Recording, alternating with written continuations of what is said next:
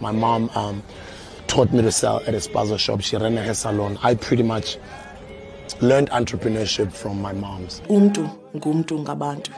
That on your own, you can't really do it. You need the support of those around you. You will have a network of people, a network of communities, and a society that will make sure that you count.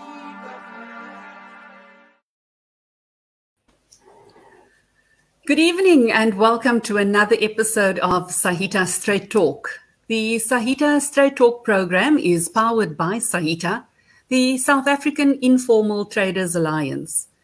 In these discussions, we focus on issues that are relevant to the informal and the small business sector. Sometimes we celebrate and sometimes we tackle the difficult issues.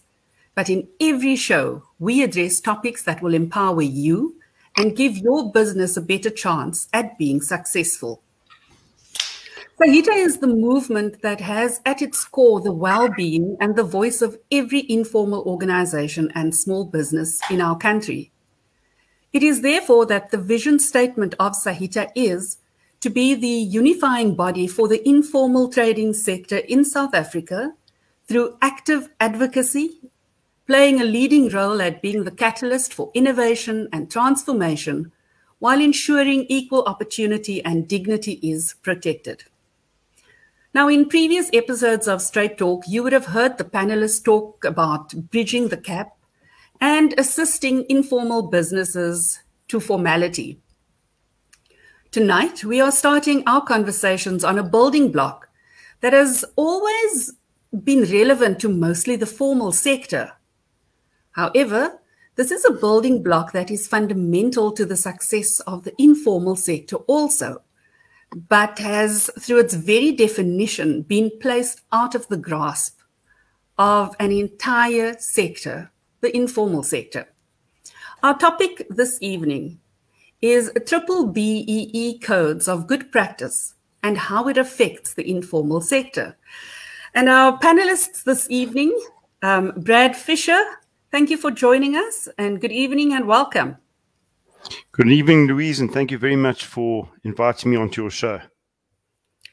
Tell us more about the company that you represent, Brad. Okay, the company I represent is called Supplier Development Initiatives. It's essentially backed by FNB, and the objective of Supplier Development Initiatives is to focus on micro entrepreneurs, informal sector, micro traders, and get them up to a level that we can then entice corporate South Africa to use the services, so to use their services. So it's all good and well to have a situation like Santon with all the wealth and Alex with next to nothing.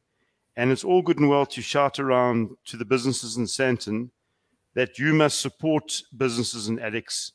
But the reality is when you go to these businesses in Santon, first of all, and try and convince them to invest in businesses in Alex, there's an issue which I'll get to. But even if they did invest in businesses in Alex, the problem is that's not good enough. It's no use I sit in Alex and I receive a R500,000 investment if I get no access to market. If FNB gives me... Brad, yes, Louise, just a moment. I know you're passionate about this. Okay. I just I'm also sorry. would like to introduce our other panelists, if you don't mind. I'm sorry. We have David Fenter. Good evening, David. Good evening, Louise. Good evening, Brad. Good evening, Bantla. David, please just give us a little bit background of who you are and your role here this evening. Good evening, listeners. My name is David Fenter. I'm the chairperson of Saita's Economic Development Forum. Thank you. Thank you. And then our third panelist this evening is Bandla Mbewu. Bandla, it is your first session or part of the panel. Oh, there we've just lost him. I think he didn't want to say hello. Okay, David, before Brad continues, I want to ask you, like I said in my introduction, we've heard a lot about bridging the gap and moving from informal to formal. What does that mean for us in Saita?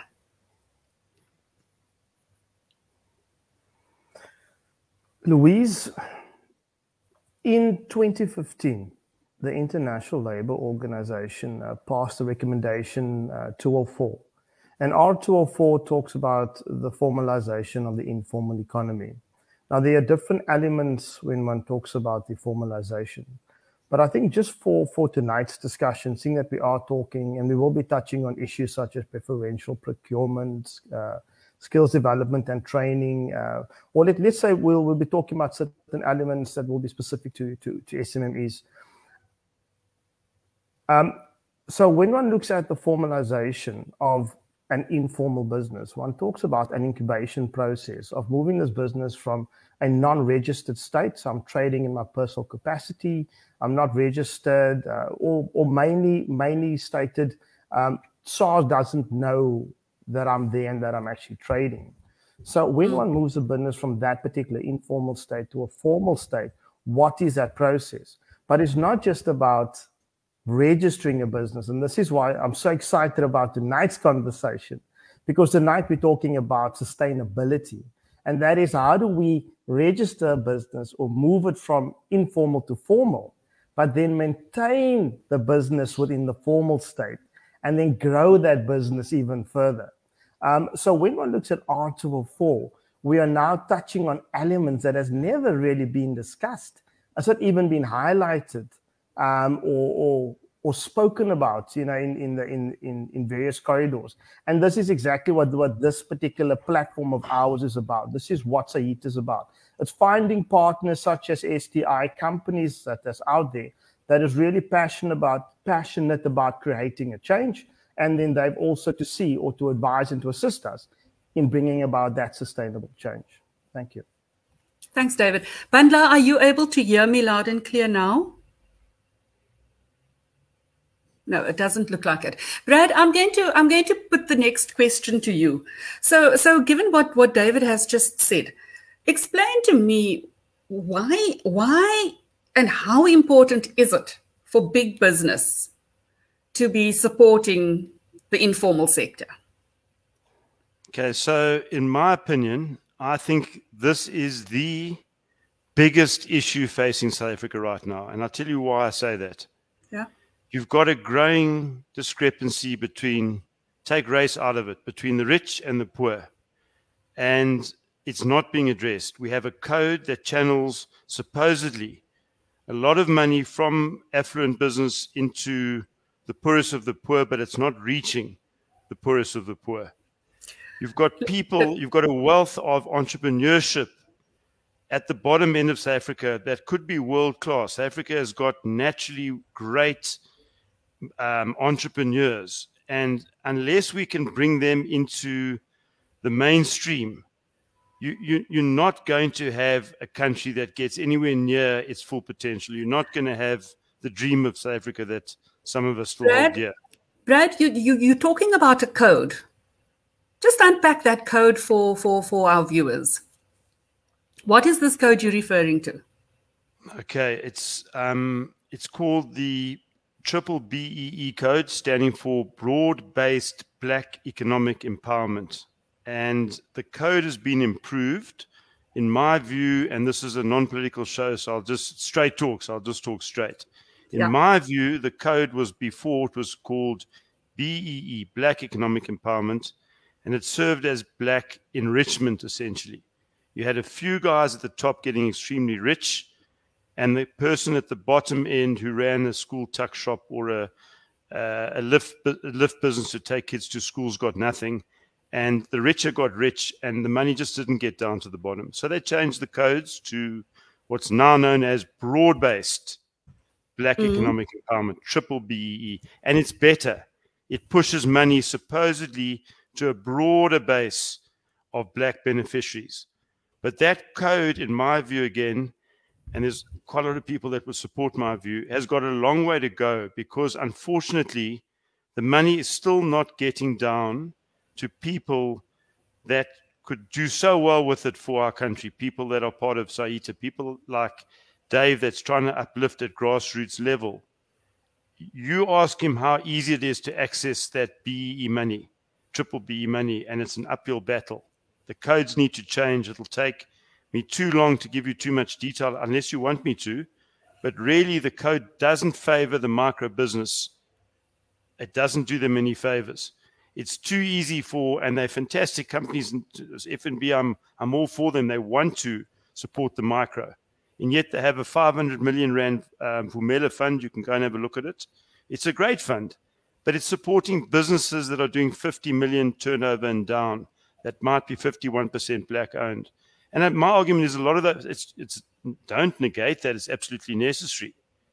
But if you took that 500 million and you just put half of it into micro businesses, businesses like Bundler might be incubating, and then you also force business, not force is the wrong word, encourage business to use the services of these micro, then you're talking about something, and that's where the codes have got to shift to. Okay, thank you. Bundler, can you hear me now? Yeah, I've sorted it out, and I know it's the problem. I've sorted the sound Perfect. out. Thank you. Bundler, you haven't had an opportunity to introduce yourself, so I'm going to ask you to do that, and then I'm going to follow up that up with a question to you. So maybe you just want to introduce yourself, please. Okay, my name is Bundler Mbeu. Mine as a profession is business engineering, which deals by and large with business processes. So I, in a nutshell, do the architecture of a business after having understood the vision of the business, having understanding of what the strategy per se of the business. But by and large, I would advise on the strategy given a needs analysis that would be done. What is the best way forward for the business to proceed? So I would establish what the business is at that point and then where it's going to. So that's basically what I do at Saita, is to bring that support in terms of our small business, but also in terms of us as an alliance, as Saita, and our business units. So Brad just alluded to that big word called business incubator, and we're talking about the codes of good practice here. How do those two combine, and how relevant is that to the informal trader?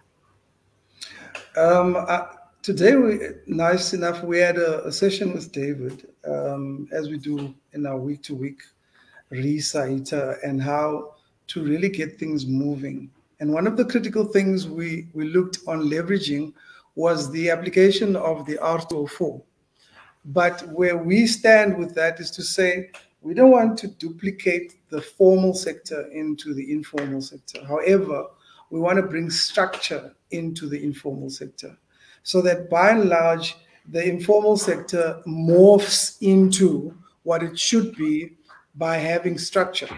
So if I look at business incubator, a business incubator will then bring that focus and dial up where in those aspects of a trader or a small business who didn't have the privy to knowing how to dial up their business and make it more structured.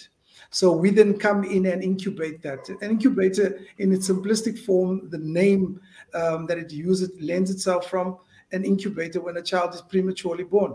So there are certain aspects of a child or infant when born that were underdeveloped. And an incubator then makes provision to analyze what are the shortfalls of that person or that child, and then create a support and tools necessary to develop that child fully and then release them out of the incubator.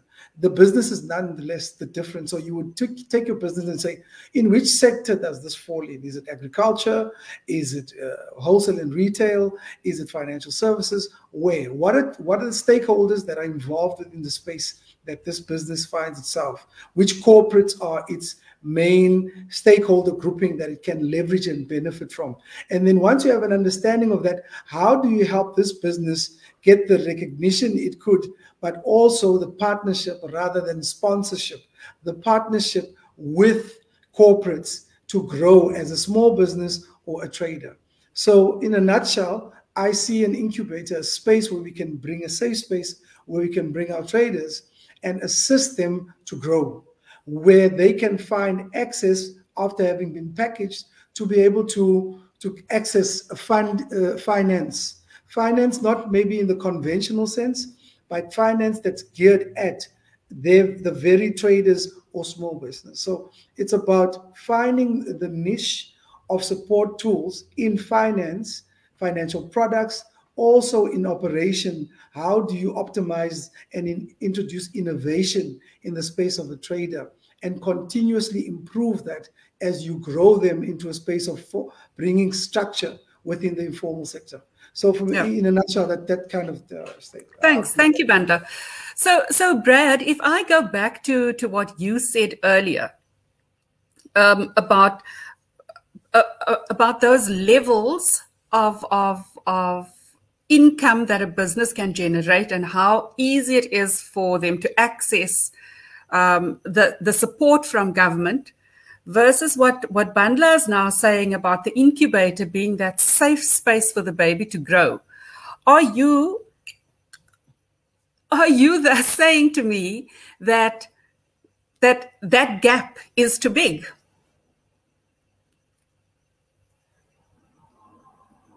That's the joy of live TV.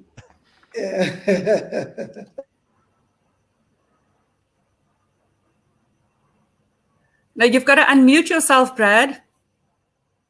If you heard what was going on here, you'd be pleased that I'm muted. So you're saying that to support what Bandla has said, is there the regulatory support to? Yeah. I'm saying if the incubator is supposed to be the safe space for the baby to grow, and you are saying that the BEE codes are actually so far removed from this incubator. So how do we bring the two together? What needs to happen? So to be fair to the revised codes, they do provide funding for incubators, and companies can get what is referred to as enterprise development points for putting money into incubation, which is a good thing.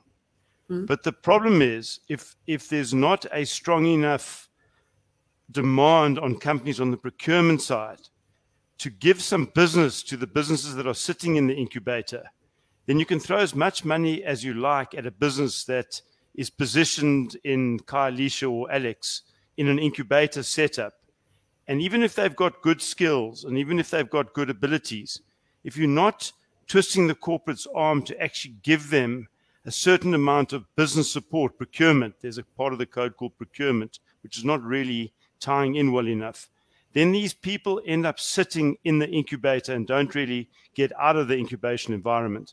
So the codes are by and large good, but there's some very, very fundamental changes that could be made that would quickly lend support to someone like Bandla, who's putting business incubators in place. And the first thing is there should be added bonuses, added points for corporates that support. The smaller you support, the more points.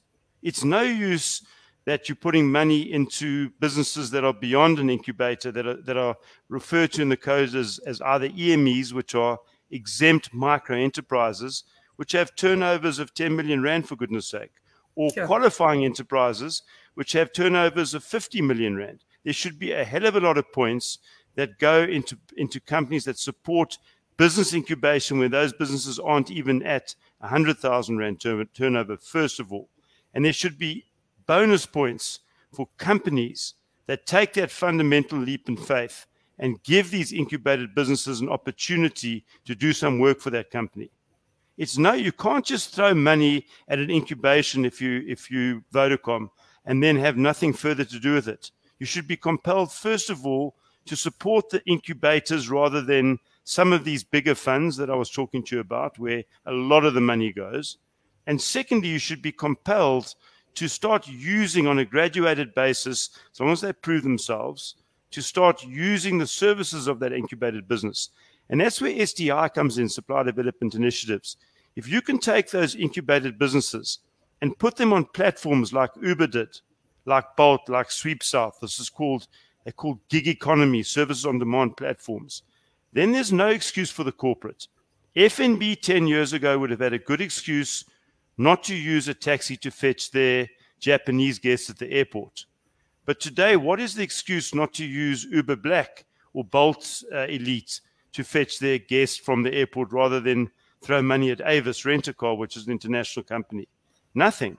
The platform is the bridge that can take incubation that Bundle is providing for, mold them into the different platforms, whether it's Uber Eats, whether it's there's a thing called Load It, which are people that do deliveries, whether it's wastepreneurs that are people that do waste recycling, and give the corporate the confidence that there is now a platform like a Bolt that's going to look after and ensure a standard and aggregation. There's enough of them to actually service our needs, that these people are rated, that the term you use, that there's a certain element of formalization.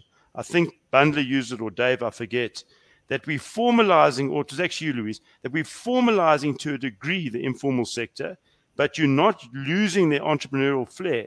Because my view is, someone at Load It who's in their own truck that's doing logistics. Load It is a platform like Uber, but it's for rubble removal and moving desks and things. I take Ron, who's one of the guys we supported. Ron will beat Imperial Logistics hands down. Why?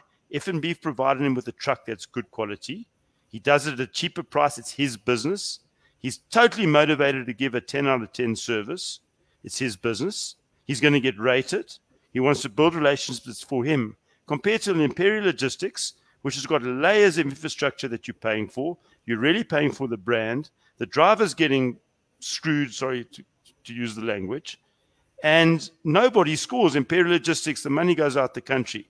As opposed to 50 Rons, you've got one Imperial Logistics with employees, and they can't actually take on more drivers anyway. So there's a way of harnessing what we've got as a country, which is the potential on the ground. South Africa has got fantastic entrepreneurs. I've been overseas. We're better than most of the countries. We are entrepreneurial. We just don't give our guys a chance. We want to throw money at them and say, but stay in, Alex. You're not our problem. We don't want to throw money at them and give them a proper shot to service corporates. And you can actually do it through platforms. There is a roadmap.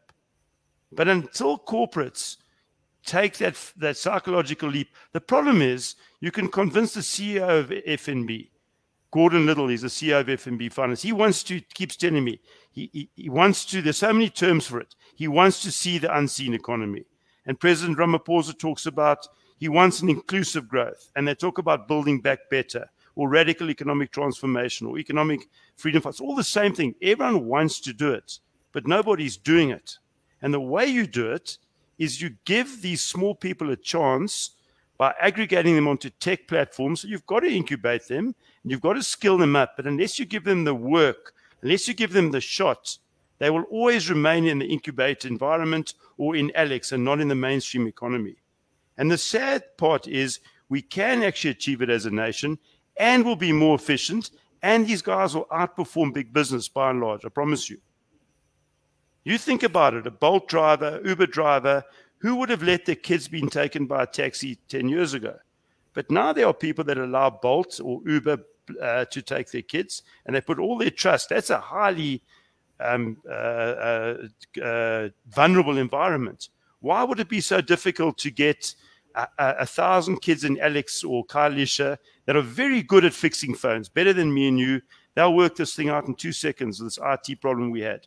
Why can't we put them all onto an app that when we had a problem like tonight to get the presentation on, we go onto the app, we call a kid that's nearby, they're into the Bolt or Uber, they're at my house, or they're online and they fix the problem and they made themselves 300 Rand.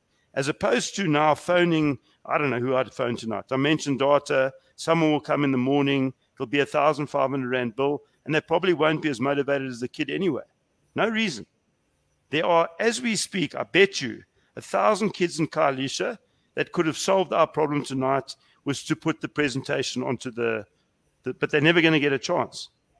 And that's what STI is all about, to try and get these guys a shot at servicing the big, the main economy. Thanks, Brad. David, so now I want to direct it to you, because Brad has now touched on a lot of touch points that are have already been birthed within the Saita EDF. So we cannot have this conversation when we say one sector, one voice. We cannot talk about the responsibility or not talk about the responsibility that Saita has as an alliance partner to make sure that all voices are heard with all these touch points that we have already available. So how do you see that working in the Saita environment where informal traders as a whole will benefit? Brad has touched on a very important point, and I think we have to just take a few steps back. Let's go back a couple of years. The informal sector is a very fragmented sector. So when you're talking, let's say, when the code was developed, or let's even talk about big business wanting to support informal traders, the question would be is where do we find traders? Where do we find traders in an incubation system? Where do we find traders with a specific skill set? It's such a broad sector. When big business appoints a supplier, the supplier is normally vetted on various certain facets before you just spend. So where's that data collated, and how do we then choose this particular vendor per se if we were to spend? So a few years back, it was extremely fragmented. But what Brad is pointing out, and correctly so, is that formalization has taken place in various platforms. Brad has mentioned platforms or within the technological space. There are apps, there are online directories that one could access, or there's certain companies such as SDI, which is currently there, where you can identify traders if you wanted to invest within the sector. There is Saita, South African Informal Traders Alliance, a federation that comprises of all the unions, or let's term it associations, with associations of traders across South Africa that make up this federation that is called Saita. So if any corporate wanted to invest or spend money in any one of the three SMME elements, be it preferential procurement, be it enterprise development, be it skills development, if they wanted to spend money, they could contact us, and we'd be able to work with them, and we'd have a team of professionals to be able to bring these two sectors together. So what we see as Saita is that there's such a heavy reliance on government. There's a heavy reliance on government to sort this problem out, right? But yet it's not just a government problem. Not that I'm releasing government from its obligations, but it's not just a government problem. What are we doing as business, as big business, small business, micro enterprise, informal traders? What are we doing as well to facilitate and support each other? And that's why this conversation is so important, because together with government, and I think, again, it's the partnerships which we're talking about, but together with government, we could have a platform through which big business could join in creating this upstream where we start this recovery process, and rapidly so. Another key point which Brad mentioned.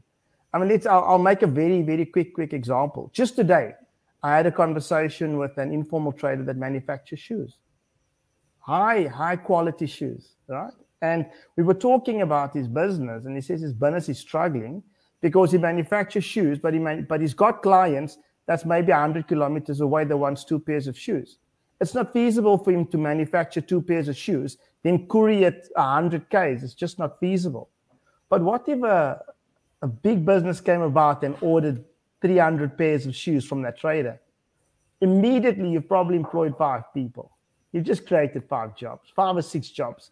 And you've taken that small business and you've had a 500% improvement or increase in job creation. So when one looks at the BBBEE codes, it's not just about the empowerment of black business. If we say empowerment of black business, it's actually directing money into townships, into communities where black businesses reside. So when one talks about the codes, it's about creating employment within those environments and to direct money into those economies or those townships to uplift it. So there's a much bigger purpose than just supporting black business. So when one says if one can include informal traders and micro enterprises into that space, you're bringing so much black business into that particular space, and supporting the fact that they reside in townships, in those economies, And the minute they have to employ, they're not going to use recruitment agencies to outsource and source people. They're going to employ someone in the closest vicinity of where they are trading. So what we're talking about tonight is an accelerator. This could be an accelerator to the economic recovery of this country. It will just create jobs at a pace we have never seen before. So as Saita, we in total support of the conversation that is happening here tonight. And again, we know we can't do this by ourselves. And that's why we are open to partnerships. That's why discussions and partners such as SDR is very important to us. Can I have a word on Dave's example with the shoes? Yeah. Can I add on to David? Sorry, Brad, we'll do it now. And which is why these partnerships are very important to us, to see how do we work together with companies such as SDI so that we can achieve these objectives together. Thank you. Yeah. Brad, your turn. Sorry, I didn't know where the hand is here. No, there isn't a hand. It's your hand that I'm looking for. Sorry. Dave, sorry to interrupt, but just on your example, I never thought of it before. It's not only necessarily business. If we could just get generally people to support small business. So, for example, that guy with the shoes, assuming he's good quality, he could set up a situation where they provided shoes to stores that service schools around the country. Do you know how much business must go to making school shoes around the country? And I don't know, but I would guess there's one or two big companies, big fat cats that have got the market sewn up. So if people were incentivized to rather let the school shoes, just that, be made by the local community for the local schools, and then what you just said, each person was employing 10 people, as opposed to that really big company just making more money. Half of them are owned offshore anyway, and the money leaving the country or not getting invested or paying out and a few people buying at the top stuff, as opposed to so many people at the bottom, this accelerator thing that Dave talked about. So that's just such a good example with there's a person who's got the ability but hasn't really got support to get his product into a national thing. Thanks, Brad. Bandla, your response? Yeah, Brad and Dave, you're spot on. Where our challenge is, and in what Brad is raising, is that government, for example, now we're doing local elections. So there are some fat cats who are obviously financing our parties. These people then are buying basically to have those tenders awarded to them for the shoemaking. Because if then government is rolling out BEE, is writing that law, legislation, whatever it is, in support of the township economy or informal economy or whatever you want to call it, then by example, our very government should be leading. Where's education residing? It's residing with government. Where are most of the people where's public works residing? With government. So those are tools accessible to government to implement legislation and policy. But because the very parties who are now going through an exercise as we speak are lobbied, those people who are going to get those tenders are those people who supported them for their campaigns. So the very government then is not able to deliver on its promise per se, because it has to deliver on the promise of the person who paid for the T-shirts and the advertising and you name it, and lining their pockets. So I think we need to then have an agenda which is readdressing that difficulty within not just the ruling party, but the parties that even on a coalition basis drive the right agenda, not the agenda of talk per se, but also, let's say, we have these tools within government, like you said, Brad, and like you said, David. How do you use the very same nature of an education system to uplift our people, those who are in shoemaking, for argument's sake, uniform, which is wholesale and retail? So some of our people are involved with that. Yeah, so Brad, Banda, you want to? So Banda is very interesting, because my whole focus is getting corporate support of the small business. I don't even touch on government because that's a whole another story. But you're quite right. And actually, it starts with the people on the ground. Someone like Saita should insist that no matter who wins the election, if they're putting out a contract for school shoes, not a problem. But what you can't have is you can't have Brad and Dave setting up a company 51% owned by Dave, and then we get the contract and we give it to some fat cat shoemaker. That's not going to fix South Africa. So we should not we, but Saita, someone with power, should not allow it, no matter who wins the election. So then it's clear. By all means, donate the T-shirts, do your thing, but please understand that if tenders are issued, there is very strict law, punishable by proper sentences, that will ensure that the actual contract goes to the ground, and there are ways you could do that. So you're right, the political will might be lacking. But someone like Saita that's got the power of the informal sector and numbers behind them, and I would imagine associations with trade unions, they should be insisting that that can't be. It cannot be that that shoe contract went to Brad and Dave and we took our money and gave it on anyway to barter shoes. Yeah.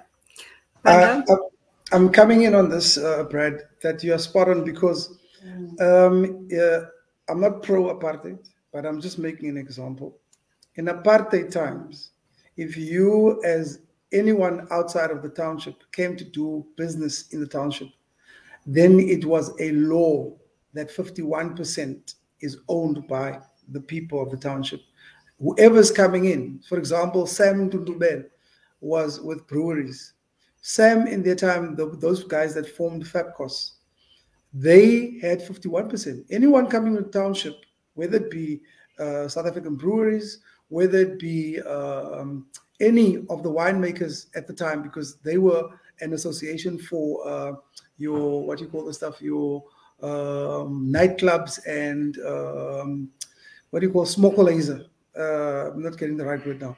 Shebeens, Shebeen owners. So those people rallied themselves into an organization, which then, if you wanted to partner, if Picardy wanted to partner with them on distribution and supply chain, 51% was owned by the people in the township. Picardy would have to settle with 49%. And that was a law in apartheid. That law has since gone. I saw now 2 years ago, Johannesburg was applying for that law to be reinstated. And I don't know how far it went, but that's a type of law that you are alluding to, that we should be having, that will change things so that it empowers the township in its own township economy. Go ahead, David. Very good. You know what? This is such an interesting conversation we are having here, and I'm glad we're not just having one show on it. But when one looks at, let's talk again, the formalization of the informal economy and the role that BBBEE, what those codes play in that particular strategy, and let's not forget is that South Africa is a member state to the R204. So we said we are part of that implementation drive. As Saita, we are now leading that drive for South Africa, because since its inception in 2015, I mean, we look around us, what are we seeing as the informal sector? But saying that, we are very happy to announce that we work very, very well with the various government departments, and there's a big interest and there's big support from government now to want to support and access the informal sector. Again, the main barrier at the time was, how do we access the informal sector? Because it's so fragmented. And again, we're very glad to announce that today, as we sit here, that bridge is there. Saita is that federation through which we can access the informal sector. And the things which at the time seemed almost impossible to implement can be implemented now. So one of the missing components, if one looks at support that's currently given to businesses, if one looks at CEDA and one looks at the business incubators, all the various support from business registration through to setting up your business plan, through to your website, marketing strategies, mentors, all of that, you can look at everything. And you say, well, that's great. That's excellent.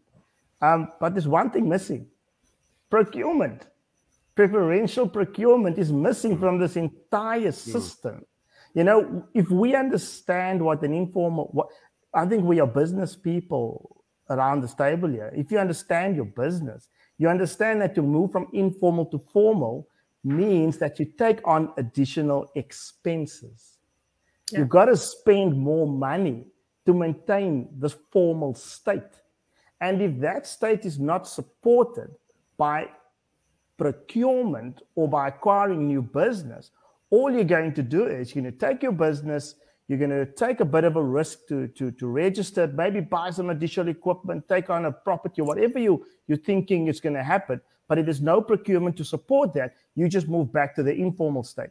So this discussion, and when we look at BBBEE, creates a channel through which we can drive preferential procurement, which supports the business incubator model, which immediately starts supporting what SEED is doing, what CEF is doing, and many other government institutions.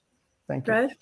So the people that write the codes will tell you, Brad and Dave, you're misinformed. There is preferential procurement part of the code, and they're right. But here's the problem.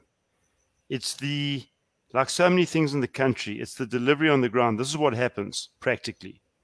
You get a company like Vodacom who decide they want to entertain over the World Cup soccer 100 of their international guests, and they're going to spend the money on procuring lovely township trips, excursions to see South Africa, and taking people in to see our mines and wildlife, whatever the case is. And the beautiful thing is, they then spend their money with a travel agent. They write the check out 100 million. The travel agent's owned by Brad Fisher and Dave. Dave owns 51%. Brad owns 49%. We're both rich anyway, but we own the travel agency.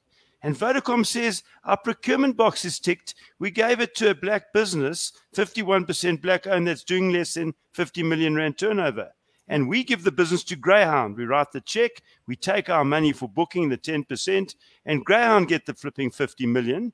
And there were how many small operators that could have done better than Greyhound and taking guys into the township or onto the game for whatever the case is. So there is procurement. But how can they possibly allow it? They got to get strict on these fronting things because it just kills everything. The codes are actually quite good. A few small changes, and this idea that Dave raised on this 50% or bundle, I never knew that thing. That's very good. I've heard people talking about if you're giving someone a bonus in the township economy, give it to them on a card that has to be spent in the local area only, and it can't. That's great, but I never realized that that's another add-on to the code. But the code has got all the elements. There is preferential procurement and enterprise development for 40 out of 110 points. It's the delivery. They've got to change a few rules. And a company that tries that trick on, it should be punishable. It's a criminal offense. You've kept money out of the mouths of 50 small operators that could have divvied up with that, or 100 with that one contract. So, yeah, sorry, Dave. Okay, David. I'm not getting a chance to ask a question here this evening. But go ahead, please, David. Listen, I think it's the first time that you're alone with three men on this platform. So yeah, so you'll have to manage us a bit here. Yeah. I just want to support what Brad is saying. Yes, you're right. Preferential procurement, enterprise development, skills development and training. It's written in the code. But let's talk to informal traders and ask them how much of that do they see. That's it. That's right there. Do a survey, and there's your answer right there. Absolutely right. You know, Louise, I was telling you earlier this thing. Dave's put a proposal, I don't know if I can mention names, but he's put in a proposal to a big bank to back informal waste pickers. Right. Do you know how much money corporate South Africa have to spend on, never mind BEE, on something called SEG, socio-economic, socio-environmental and governance, SEG. 1% of the listed companies on this is a worldwide thing. Companies around the world all have to spend money on sustainable goals. And South Africa's got about 3 sustainable goals that we focused on as a country, which corporates must put 1% into. One of them is socioeconomic upliftment. Another one is the environment. And the third one is governance. Now, this informal proposal that Dave has put together and we put together, potentially, if it reached its full potential, there are 100,000 waste pickers that are on about 80 Rand a day, okay? And who could be on 250 Rand a day if they just got corporates to support them doing recycling. Corporates would get the boxes ticked of the environment, they'd get the boxes ticked of socioeconomic development. You're in media, they'd get the boxes ticked of brilliant PR, because suddenly Unilever or Nedbank would be supporting upliftment of the small, and they're doing recycling. They're saving our water, our rivers, and our landfills. So there's an incredible thing.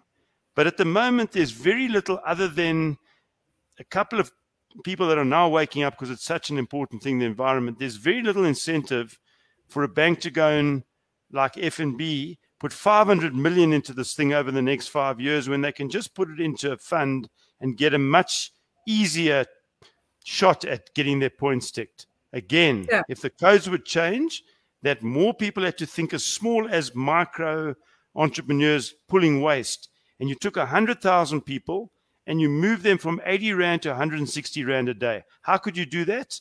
Just by putting the place where they have to take their waste to close to where they collect the waste. They can do 2 trips. They can only pull 80 kilos. Right.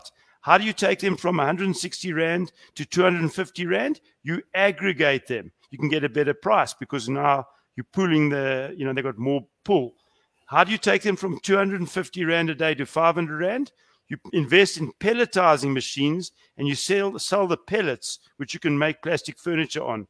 How do you get to some of these people to 1,000 Rand a day? You teach them how to make plastic furniture.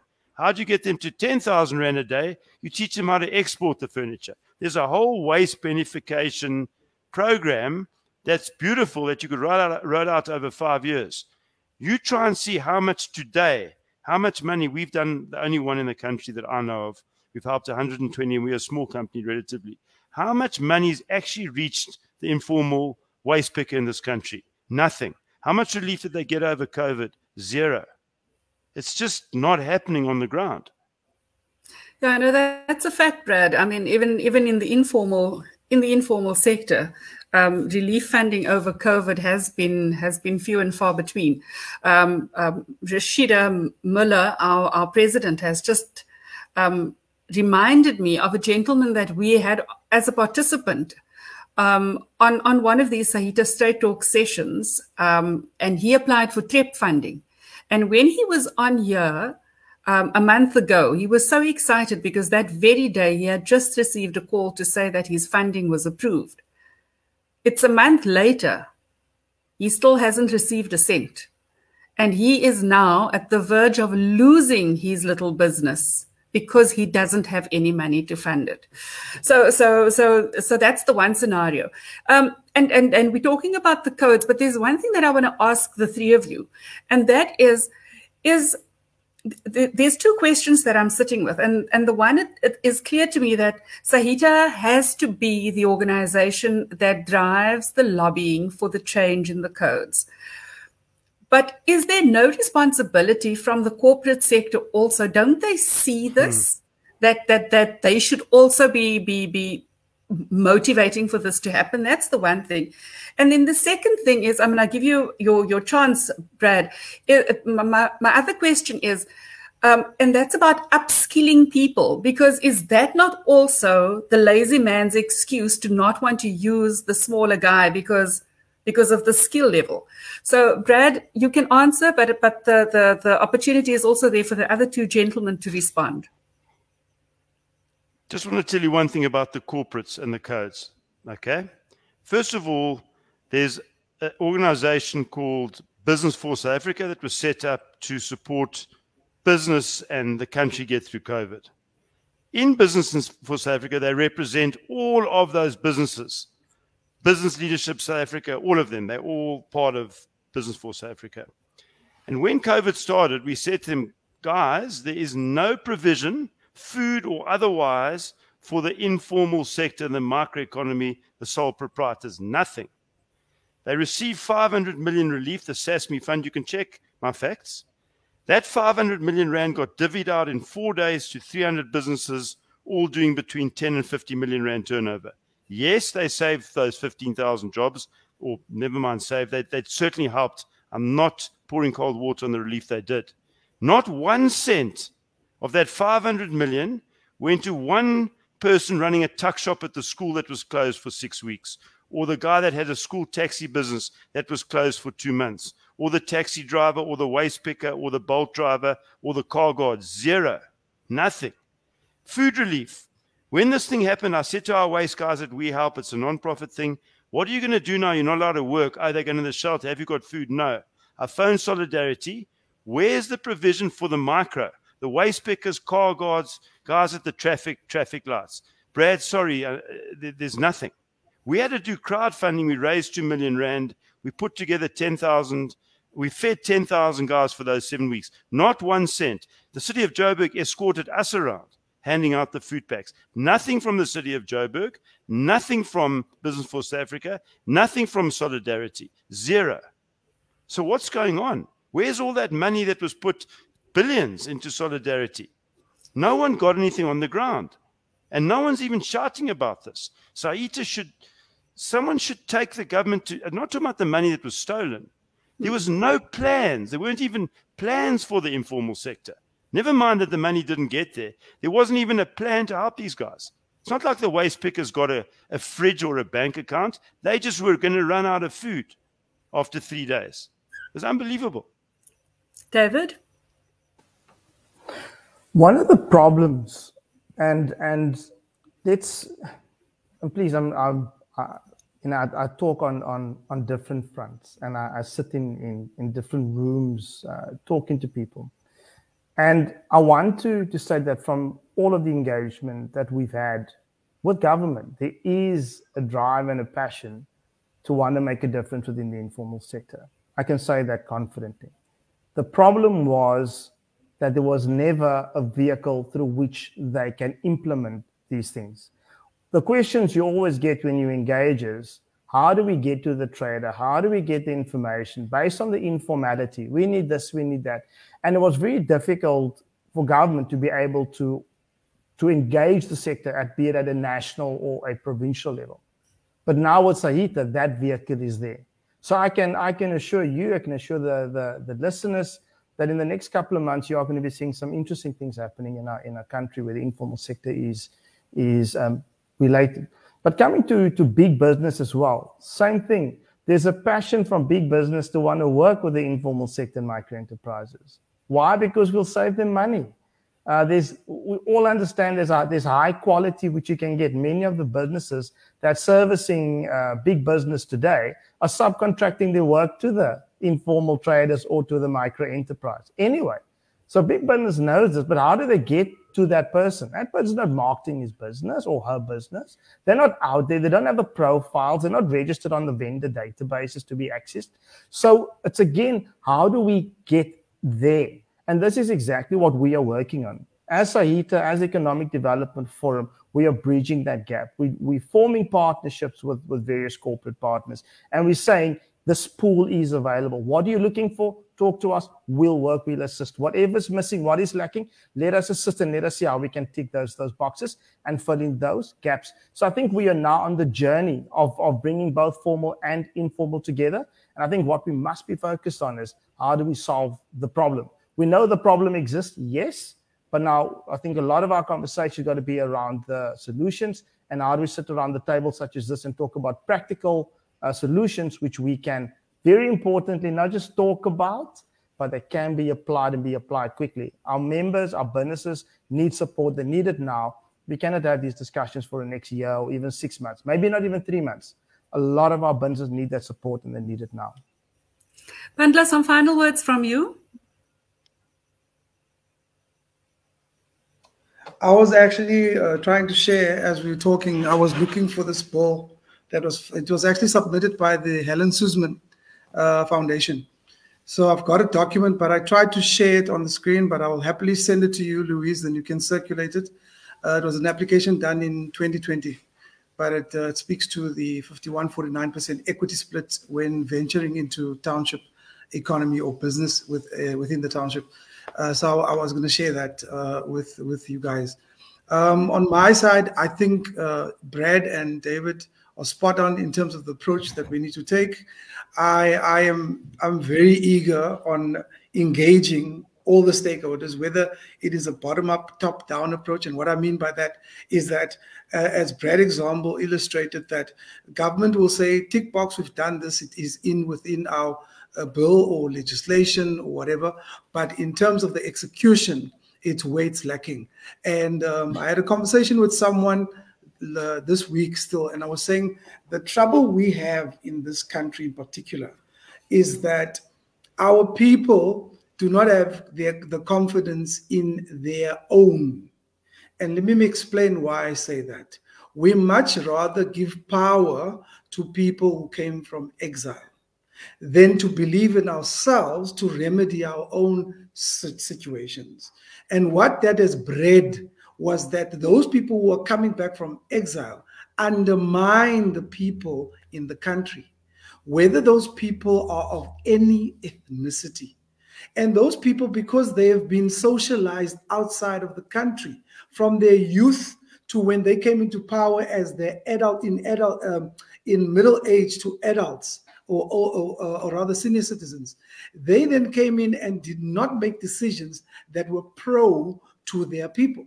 So there's less of a confidence, no matter what qualifications I could have, no experience, just because of the color of my skin and that I'm in South Africa. There's lesser confidence in this of mine, in application.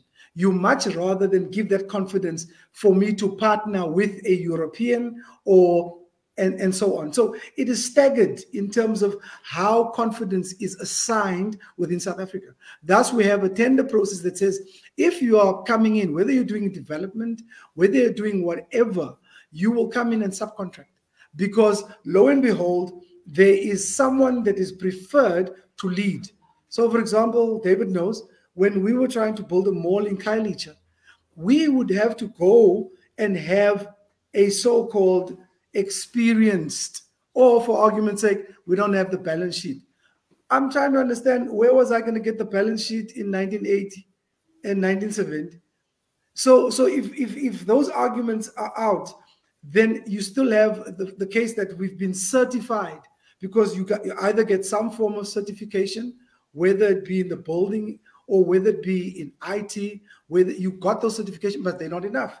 Then you got the formal roof in terms of the NQF qualification framework.